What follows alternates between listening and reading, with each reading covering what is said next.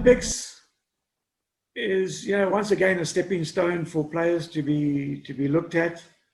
A lot of questions get asked about the Olympics being an under 23 age group category with 3 overage players that you can bring into the squad. Why is it necessary? And you look at it from, I just have to go into the back, what we were talking about, England. I mean, they got their main 6 players are under 20, not under 23. So a lot of questions get asked, is it necessary? Should it be made an under 20 level competition? So there's all those questions that need to be asked and answered. I don't have all the answers for it, but I think it's necessary to bring that age group down to maybe the under 20 level for the Olympics, given what's happening in world football. Africa's always done well in that competition. They've always had really, really good makeups of teams, because at that age, the players are playing in Europe. The players are playing at high competition level from the clubs.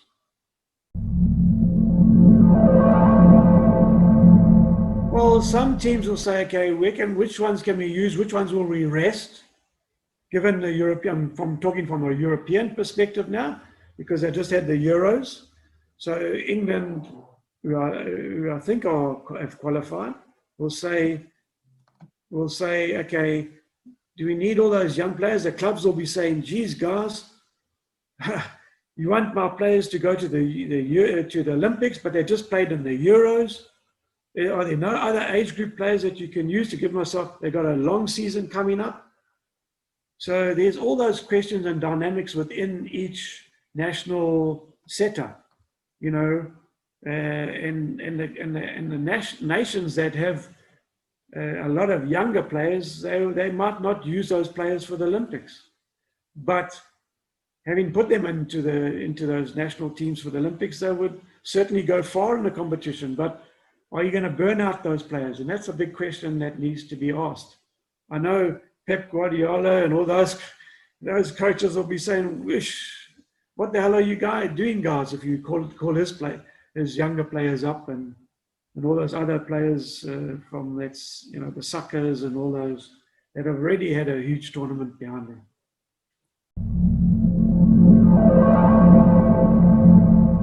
The top 3 teams in Africa. Touch and go to win it. As I said, we've got a real nice young group of players. They've had the experience of 2 under 20 World Cups. We've qualified to 2 under 20 World Cups, so those guys are now eligible for the under 23s. And obviously under 17 World Cup in 2015. So they've got a lot of international experience, some of them behind them. Unfortunately, not all of them will be available, through various reasons of late, that have sort of made it very, very difficult for us to have our best team at the tournament, unfortunately. The French team is laden with unbelievable talent at that level. Unbelievable talent. The Mexicans are always competitive, and Japan, the host nation. Whoa, that is a group of death.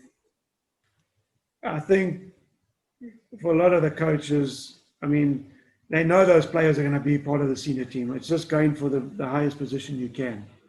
It's not a case of, I'm going to go slow on those players. It's 3 weeks, 4 weeks of the competition.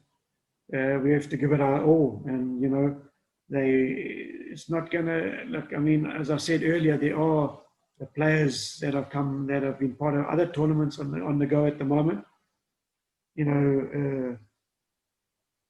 In South America, a lot of those, they'll also have the same dynamics what England have and all those other countries have, of the young players that have played in the Copa Mundial and all that, Copa America, sorry.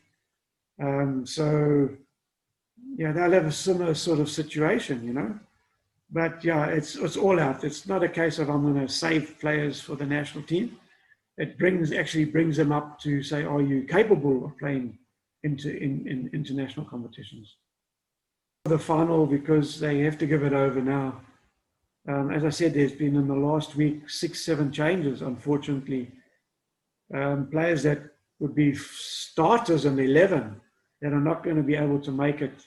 So we're just waiting for a total final selection that will come through to determine which players can go and which ones he's going to use. And he's also going to go through the dynamics to have the blend, which players aren't now available. And it's not necessarily your next best player, but player that's been left behind now. What role did he play? What dynamics did he bring to the team that I can now use the second best player to him in that particular dynamics of the game?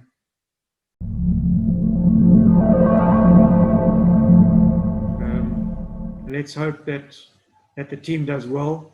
In times of adversity, you don't always have your so-called A team. It now gives opportunity for the players that weren't quite there to stand up and say, look, I want to be, it's a great opportunity for me. And two, stamp their thing, because there's a new Bafana coach. So they can make a name for themselves very, very quickly. And three, make themselves a name to go and play in Europe. It's been a combination of where the world is now with COVID. I don't think all of it is the amount that they've been playing. Yes, for Federer, as you're talking from a tennis perspective, he's been trying to nurture his injuries. I hear where he's coming from. But it's a case of obviously travel from generally Europe and the USA, where a major portion of those athletes are now competing in, all the way across the continent to Japan, which have had a third wave. So I think a lot of it has come around that thought process. Is it worthwhile? Is it worthwhile this year? Yes, they'll have to go into quarantine. I understand all that and that, but so it hasn't just been the amount that they've been playing. It's also been the COVID issue of traveling into the space where it can be really dangerous.